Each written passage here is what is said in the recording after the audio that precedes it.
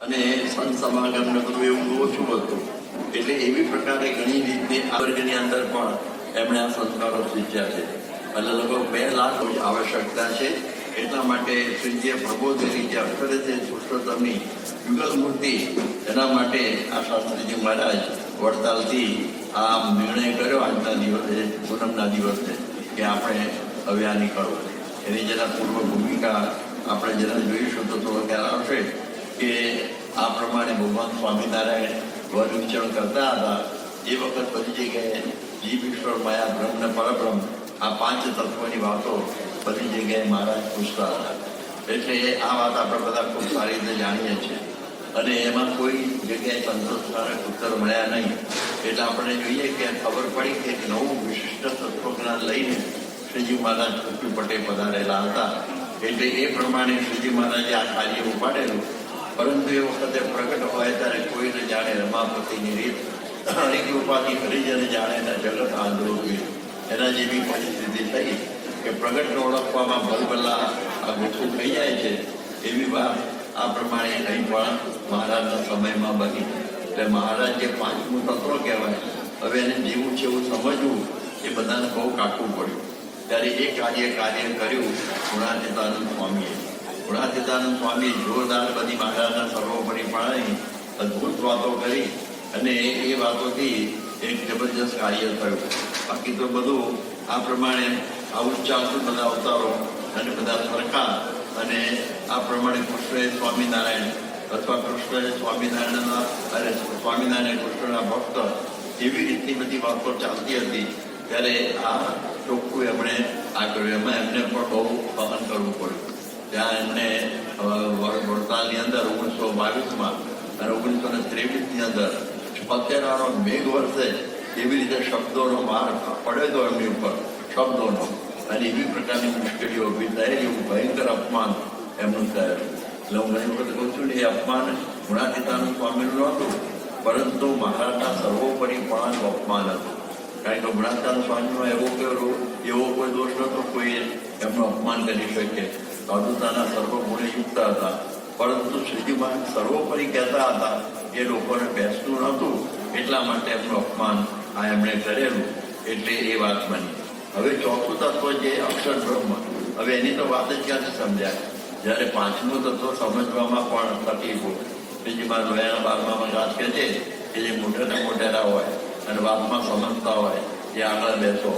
અને આ વાત મારે કહેવી છે, એ મારી મોટે વધારવા માટે દંભે કરીને કહેવી નથી, પણ આ પ્રમાણે આ સભામાં કહેવા જેવી નથી. જતા સભામાં જતાં બીક લાગે એવી છે, છતાં કહેવી છે. એવી પ્રકારની એટલી પ્રસ્તાવના કરી અને મહારાજને આટલું જ કહેવાનું હતું કે તેજને વિશે મૂર્તિ છે એ જ આ પ્રત્યક્ષ મહારાજ છે, આટલું જ કહેવાનું હતું. પણ બોલી તો ગયા ભક્તના 13માં તેજને વિશે મૂર્તિ છે જ આ પ્રત્યક્ષ મહારાજ. પછી મહારાજે સભાની રૂપ જોઈ લીધી કે બધા ઊંચા નીચા થવા માંડ્યા, ચણભણ થવા માંડ્યા. પોતાની વાત પોતે કરી નાખી અને પોતે જ ભગવાન જેવું હતું બધું જોયું મહારાજ. તો પછી મહારાજે જો બીજી લીટી તરફ બદલી છે કે આમ ન સમજાય તો મહારાજ એ મૂર્તિને દેખે છે એટલું સમજશો તો પણ તમારું પરિપૂર્ણ તમારું કલ્યાણ થશે.